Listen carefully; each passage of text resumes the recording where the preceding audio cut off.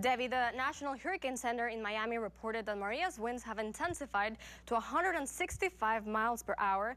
Maria is steadily moving towards the Virgin Islands and Puerto Rico, and it's expected to arrive as Category 5 storm when it arrives.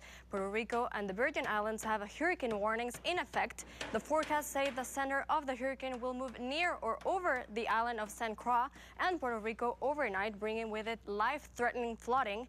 We'll continue to follow Hurricanes Maria and its landfall and bringing you the latest. From the Breaking News Center, I'm Daniela Contreras, Action News Now. The fire department showcased their new tiller truck run at the Chico Fire Training Center. I'm Daniela Contreras, and I'll have that story coming up. It all started early this morning when Chico police took custody of a 2-year-old child left unattended and wandering around Motel 6. And the incident happened in Southwest Chico at Bidwell Place around noon. Workers from the contractor Bisonini were installing an 8-inch sewer line for the homes in the area. And despite the recent reports of human cases of West Nile that came into the newsroom, the Butte County Public Health Department says they're not confirming any cases. In a period of 2 days, 17 panels will be installed to offset 75% of the electric usage. There are seals people can find in the bottles to identify a good quality product. Lauren, Mexican authorities have confirmed that at least 119 people are dead after this 7.1 magnitude earthquake. The U.S. Geological Survey said that the quake was centered near the town of Raboso in the Puebla state, about 76 miles southeast of Mexico City. Just this morning, thousands of people in Mexico City participated in a drill in observance of the earthquake that happened today, but in 1985, and that killed thousands of people. Hours later, they were walking out of the buildings again, but this time for the real deal. Extensive damage to buildings has been reported. Dozens of buildings collapsed or were severely damaged. According to Mexico City's Mayor Miguel Ángel Mancera, buildings fell in 44 places just in the capital. Not only volunteers, but also local residents are helping pull people out from the rubble. We'll bring you the latest as it comes to our newsroom. It's a deadly problem on America's highways. People aren't taking the time to tie down their loads. According to a AAA study, over the past 4 years, more than 200,000 crashes involve debris on the roadway. If you go down the road and something, comes off because you didn't take the time and to look over your load that you tied down, it could potentially hurt somebody and you would be liable for it. To avoid causing an accident, first you need a rope or ratchet straps to secure your load. You want to go over the top to keep the pressure down, and you want to go, if it's going to have sideways movement, strap it to where it's going to hold to one side or strap it forward like we have this holding it forward. If you're going to use rope, you must know how to tie a knot, but ratchet straps make it easier. You just want to slide it through.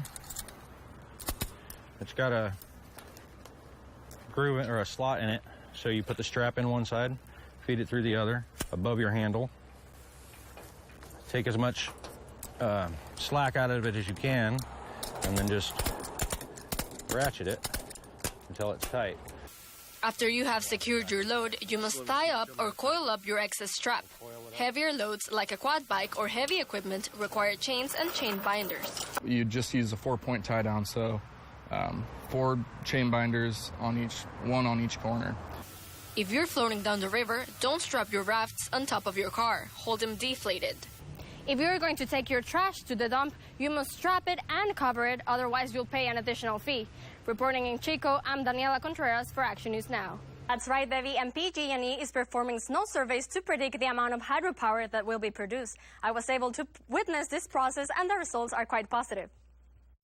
This is a good year. For 4 months of the year, PG&E crews travel to difficult high-altitude places to measure the snowpack. On this occasion, it was Dyer Mountain at 7,100 feet above sea level. Well, this snow survey is, it's a lot of work involved. We have to come up in very cold weather and measure the snow depth. But that information is very important. It's been collected for many decades, and it helps California gauge where we are on water conditions. In Dyer Mountain, a year ago, there were 4 inches of snow, and today, the measurements indicated 80 inches. That is 130% of average, or 30% above average, whereas last year it was 6%.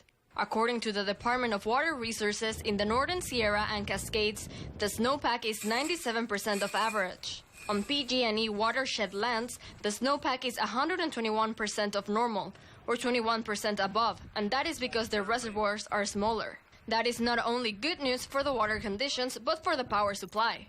The snow will melt into 6 of PG&E's powerhouses that will provide hydroelectric energy through the spring and the summer. Hydroelectric power accounts for 15% of the power needs. Hydropower, it's good, clean energy. It's very cost effective. It's renewable. There are no carbon emissions from that.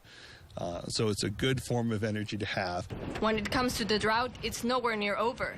2014 and 2015 were respectively the warmest and second warmest years in over a century.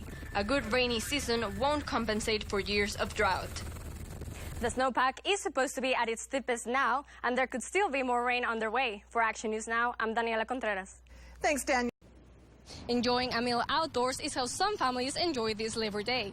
Jerry's Zimmerman came with her family of 12 to the Woodson Bridge fishing access. We're just celebrating with the family. We don't get to do much of the family, so we're just enjoying time with the grandkids and out in this beautiful park, and yeah. Fishing the waters around the bridge in the glistening Sacramento provides the perfect backdrop for relaxation and forgetting the stresses of a full-time job.